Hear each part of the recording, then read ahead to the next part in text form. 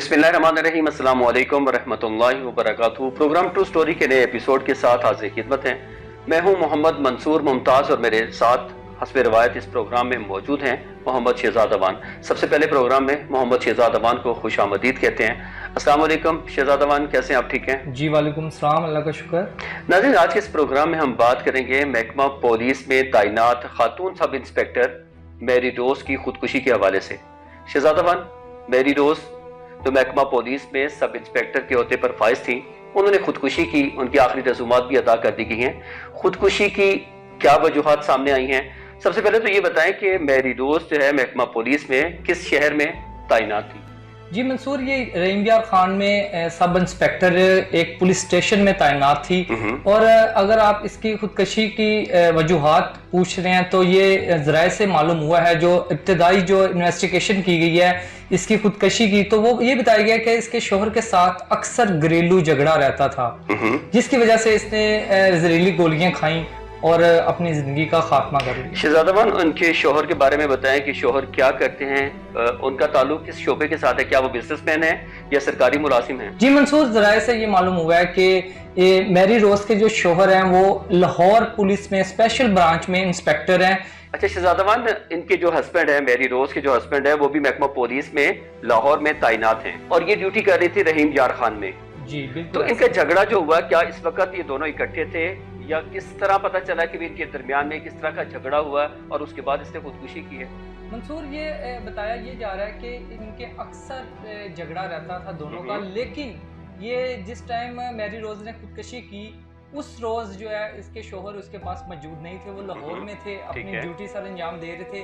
इनको इत्तला की गई कि आपकी जो बीवी है उन्होंने जहरीली गोलियां खा के खुदकशी कर ली। अच्छा, क्या इस दौरान भी उनकी कोई टेलीफोनिकली बात हुई थी या टेलीफोन पे कोई झगड़ा हुआ था जिसकी बुनियाद पर उन्होंने खुदकुशी की? जी बिल्कुल, इन्वेस्टिगेशन जारी है और बताया यही जा रहा है कि फ़ोन के ऊपर भी अक्सर इनकी झगड़ा रहता था और जब जैसे ये इनके शोहर रहीम यार खान जाते थे तो फिर भी इनका आपस में घरेलू झगड़ा अक्सर रहता था। शहजाद अवान, इनके बच्चों के बारे में बताएं कि भाई इनकी औलाद थी तो वो कितने थे बच्चे? जी मंसूर, 2 बेटियां थी इनकी और दोनों ही तकरीबन, एक जो बेटी है वो तकरीबन 7-8 माह की और एक बेटी जो है तकरीबन 1.5-2 साल की। और वो बेटी जो है वो माँ के पास ही थी? जी जी बिल्कुल, जब खुदकशी की वो बेटियां भी घर में ही मौजूद थी। शहजाद अवान, ये भी कहा जा रहा है कि मैरी रोज ने खुदकुशी से कबल कुछ तहरीर भी जो है अपनी वालदा के नाम जो है वो लिखी थी।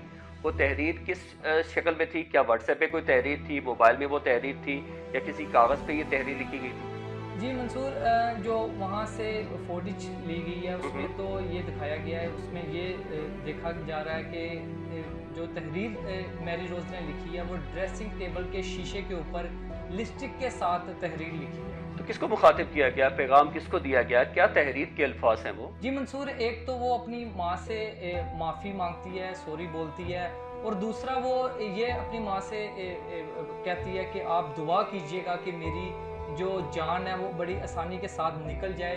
तीसरा वो ये फिक्रा लिखती है कि आपने मेरी बेटियों की ऐसे इंसान के साथ शादी करनी है जो उनकी पूरी जिम्मेदारी के साथ उनको संभाल सके, उनकी पूरी जिम्मेदारी ले सके, ऐसे इंसानों के साथ शादी। शहजाद अवान, इस तहरीर में बड़ा दर्द सामने आता है कि भाई किस तरह उसने अपनी माँ से दरख्वास्त की है मरते वक्त कि उनकी बेटियों की भी ऐसे शख्स के साथ शादी करना जो हकीकी इंसान हो, जो इन बच्चियों का ख्याल रख सके।